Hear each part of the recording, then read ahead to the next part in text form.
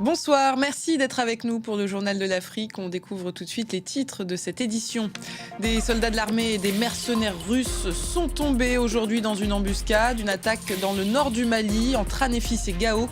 Correspondance dans ce journal avec Serge Daniel. Reportage aussi à découvrir au Nigeria où 3 hommes ont été inculpés pour des actes de terrorisme. Ils sont accusés d'appartenir à une branche du groupe Ansarou, ce même groupe qui serait impliqué dans l'enlèvement de plusieurs élèves et enseignants il y a 2 mois. Au Nigeria, environ 19 millions d'enfants ne sont pas scolarisés en raison de la menace d'enlèvement. Et puis on terminera par notre invité du jour, Will Biacob, président exécutif d'African Sport and Creative Institute. Avec lui, on parlera Coupe du Monde, les tops et les flops des équipes africaines, mais aussi de racisme, encore très présent durant cette compétition. On ouvre ce journal avec cette embuscade dans laquelle sont tombés des soldats de l'armée malienne et des mercenaires russes. Ça s'est produit dans le nord du Mali et dans cette région la semaine dernière. L'armée et ses alliés russes avaient repris fermement pied dans la localité d'Anéfis. On rejoint notre correspondant dans la région, Serge Daniel. Bonjour Serge. Cette embuscade, elle a eu lieu entre les localités d'Anéfis et de Gao, la principale ville du nord du Mali. Ah oui, tout à fait. Et d'ailleurs, vous faites bien de préciser, le convoi avait quitté Anéfis, il y a un peu plus d'une semaine. Les troupes gouvernementales et les mercenaires russes avaient repris le contrôle de cette localité-là des mains des djihadistes et des indépendantistes. Donc ce sont ces troupes-là qui repartaient en partie, qui retournaient à Gao, la principale ville du nord du Mali. Et ces troupes loyalistes gouvernementales sont arrivées dans une localité qu'on appelle Tabricha. Là, nous sommes dans une zone pastorale et c'est là où s'est déroulé. Il y a eu une grande embuscade tendue par la coalition djihadiste indépendantiste. Des témoins ont entendu des explosions, des coups de feu, des véhicules ont été calcinés, de l'armement saisi ou encore brûlé. Des militaires de l'armée régulière fait également prisonnier. Et fait notable, il faut le dire, il y a un avion gouvernemental qui est venu opérer des tirs dans cette localité-là, mais malheureusement, le temps était mauvais, donc l'avion n'a pas pu atteindre ses cibles. Donc voilà, une semaine après, à Anéfis, quasiment dans la même zone, des combats, une embuscade des rebelles. Serge, est-ce qu'il y a eu une réaction du côté du gouvernement malien ? Réaction. Dans un premier communiqué, le gouvernement a reconnu tout simplement, l'armée a reconnu tout simplement l'embuscade en disant que la riposte est en cours. Deuxième communiqué, maintenant, l'armée affirme que 3 positions djihadistes ont été neutralisées et que ces opérations ont permis aux troupes de se désengager des embuscades. Mais disons-le tout de suite, cette version des faits n'est pas du tout confirmée de sources indépendantes sur place. Merci beaucoup pour vos précisions, Serge Daniel. On part maintenant au Nigeria où 3 hommes ont été inculpés pour des actes terroristes. Ils sont soupçonnés d'être impliqués dans l'enlèvement de plusieurs élèves et enseignants il y a 2 mois dans l'état d'Oyo. Les victimes ont été libérées il y a environ une semaine. Notre correspondant Moïse Gomis a rencontré certaines familles. Regardez son reportage. Malgré le retour de captivité de ses 2 petits-enfants, Grace Ojo culpabilise. Impuissante, elle a vu des hommes armés s'attaquer à l'école de ce village. Pétrifiée, cette grand-mère ne veut plus scolariser ici les enfants de ses enfants. Nous vivons dans la peur. J'ai peur tous les jours. Mes enfants m'ont prévenu. Mes petits-enfants ne peuvent plus vivre ici. Leurs parents veulent qu'ils poursuivent leurs études en ville. Dans la localité voisine d'Echiele, ce chef traditionnel Yoruba s'inquiète. Et les Chines, Tajuddin, déplore l'exode en cours de familles entières. La présence terroriste dans la réserve forestière de l'état d'Oyo est pour lui une menace pour tout le sud-ouest du Nigeria. Il croit au sursaut des autorités fédérales et locales. Nous appelons tous les résidents déplacés par l'insécurité à retourner dans leur foyer. Maintenant que les enfants et les enseignants enlevés ont été secourus, nous espérons que la vie pourra progressivement reprendre son cours normal. Néanmoins, des opérations de sécurité soutenues restent nécessaires pour rassurer les résidents et leur garantir leur sécurité. Selon des analystes, depuis 2 ans, le Nigeria a enregistré au moins 10 enlèvements de masse en milieu scolaire.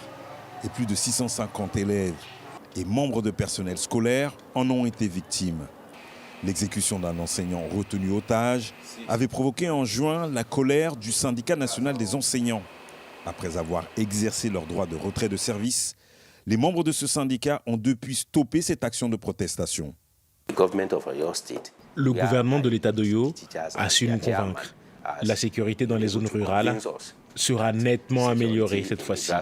Il n'y aura donc aucune raison de s'inquiéter pour les enseignants ni pour les responsables locaux.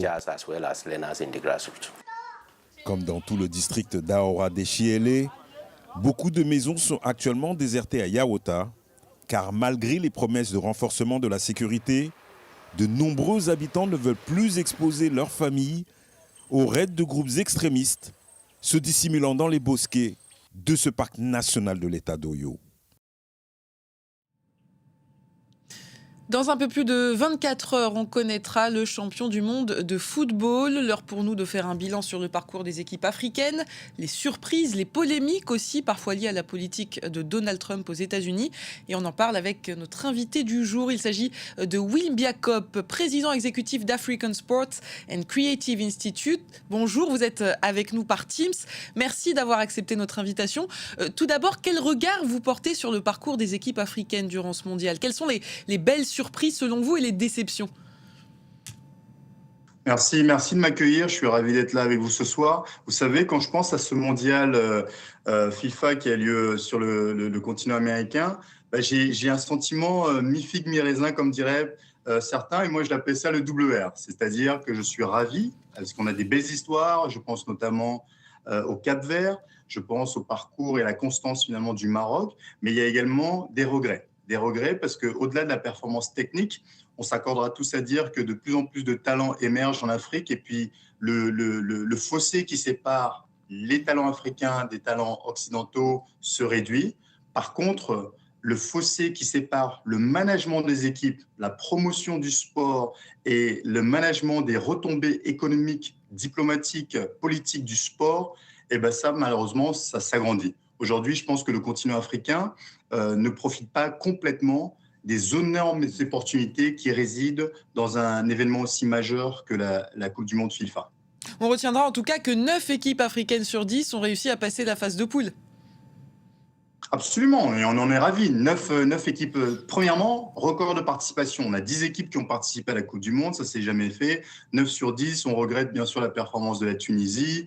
9 sur 10 passant en 16e de finale. On a des magnifiques histoires comme celle que je disais tout à l'heure du Cap-Vert, qui ont mis la lumière sur l'archipel. La magnifique histoire de Vozina, le gardien de but, qui fait plus 20 millions d'abonnés sur les réseaux sociaux.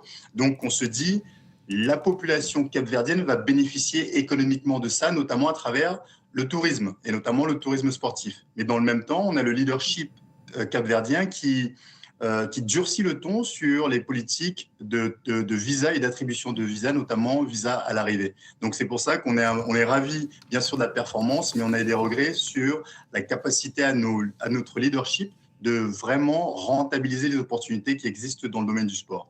Vous parliez des visas, la politique menée par Donald Trump, elle a eu un impact sur la compétition. Il y a eu par exemple cet arbitre somalien, Omar Hartan, l'un des meilleurs d'Afrique, d'ailleurs qui n'a même pas pu poser le pied aux États-Unis pour arbitrer un match pour une question de visa. Est-ce que la FIFA ne devrait pas fixer ses conditions avant de donner une compétition à un pays ? Absolument, vous avez absolument raison, c'est tout à fait scandaleux. Les mesures qui ont été prises, vous citez l'arbitre africain, effectivement, qui est un des meilleurs arbitres au monde. Parlons également des conditions de voyage des Sud-Africains, du Sénégal, bien entendu l'Iran qui était vraiment la plus grande victime de toutes ces équipes-là. Effectivement, la FIFA le fait déjà en réalité, mais c'est vrai que la capacité à mettre en place les règles, c'est clairement prouvé difficile. On a vu l'intervention politique du président Trump, notamment par rapport à ce carton rouge qui a fait scandale partout dans le monde. Et on voit à nouveau ô combien le sport, depuis des décennies, peut-être même des siècles, est une zone d'influence majeure pour avoir un impact politique, pour avoir un impact économique, pour avoir un impact diplomatique. Et c'est d'ailleurs pour ça que le président Trump a été très, très, très visible et très, très vocal sur l'ensemble de cette Coupe du Monde. On parlait de l'arbitre et vous l'évoquiez à l'instant, hein, les supporters africains aussi qui n'ont pas pu aller encourager leur équipe. Hein. On pense par exemple à Lumumba qui n'avait pas pu assister au premier match de la République démocratique du Congo. C'est quand même dommage, hein, pour une compétition mondiale. C'est catastrophique pour une compétition mondiale, mais vous savez, si on doit mettre tout ça en exergue, en termes de chiffres, finalement, l'événement s'est avéré extrêmement rentable, notamment pour les États-Unis qui accueillaient la majorité des matchs. En quelques chiffres, 9 milliards de dollars, c'est le revenu généré par cette Coupe du Monde pour la FIFA. Sur l'ensemble des 3 pays, on parle de plus de 825 000 jobs directs ou indirects qui ont profité aux populations principalement états-uniennes. Donc effectivement, on regrette les challenges liés au visa. On n'aura pas ça lors de la prochaine Coupe du Monde qui aura lieu notamment au Maroc, Espagne et puis Portugal. Mais globalement, on voit que les stades ont été complètement pleins. Les tickets se sont vendus. On parle d'un minimum de 12 000 $ pour assister demain à la finale de la Coupe du Monde. Donc, malgré tous ces challenges, on voit que le sport et les fanatiques du sport sont prêts à dépenser l'argent pour participer à ces compétitions-là. Et à nouveau, moi, je regrette que nous, d'un point de vue leadership africain, nous ne mettons pas en place les mesures, les programmes, les initiatives pour faire en sorte que la participation à la Coupe du Monde de nos équipes ait des retombées économiques, des retombées diplomatiques, des retombées politiques sur nos habitants. Vous l'évoquiez à l'instant, hein, dans 4 ans, ce sera une nation africaine qui accueillera, en tout cas, qui sera l'un des pays hôtes, le Maroc. Le premier test, la CAN, a été plutôt réussi avant cette finale dont on connaît tous l'issue. Vous en pensez quoi de la désignation du Maroc? C'est une bonne chose?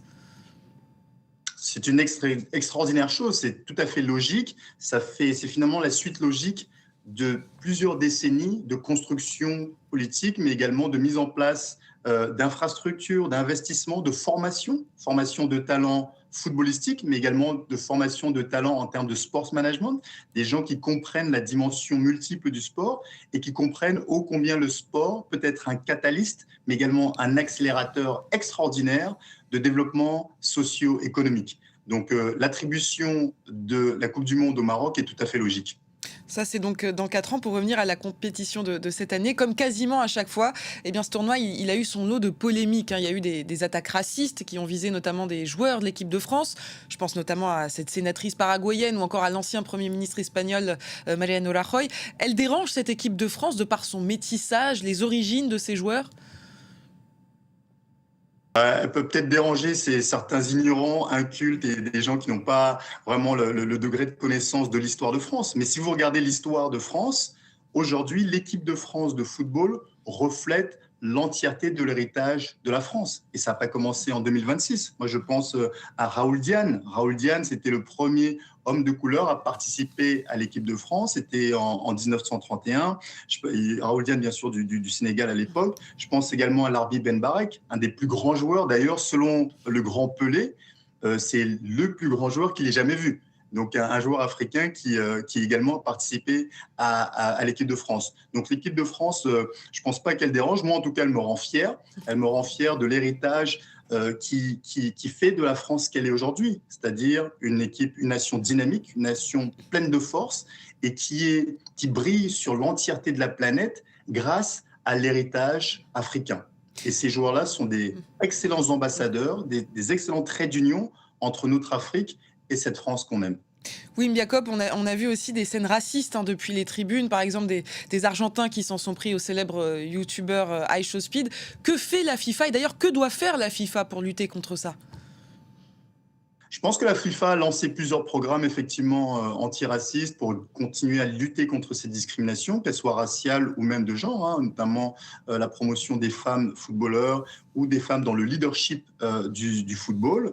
Elle doit continuer et je pense qu'elle ne peut pas le faire tout seul. Je pense qu'il s'agit d'une action globale qui doit concerner, bien entendu, les institutions du sport, mais doit également concerner le leadership des pays, donc les gens. Et surtout, je pense que ce qui doit être fait et ce qui aura beaucoup d'impact, c'est de pouvoir sanctionner les gens au niveau de la trésorerie.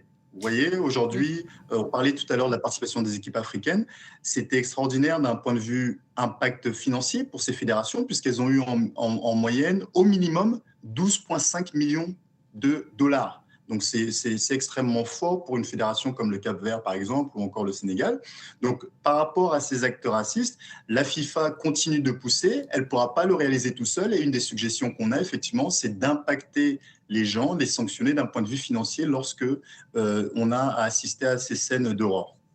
Merci beaucoup, Wim Jacob, d'avoir été avec nous. C'était un plaisir. On espère en tout cas vivre une belle finale demain entre l'Espagne et l'Argentine. Et avant ça, la petite finale qui oppose ce soir la France à l'Angleterre. Merci. Restez avec nous sur France 24.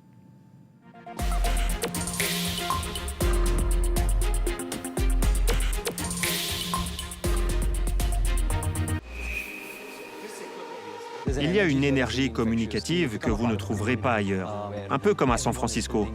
Soit vous êtes l'employé d'une start-up, soit vous tentez de monter votre propre business.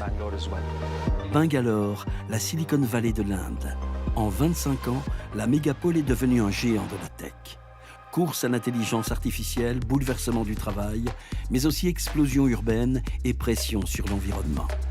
Nous avons reçu un email de la direction qui annonçait que l'IA allait être totalement intégrée au sein de l'entreprise et que du coup, il n'avait plus besoin d'avoir autant de salariés.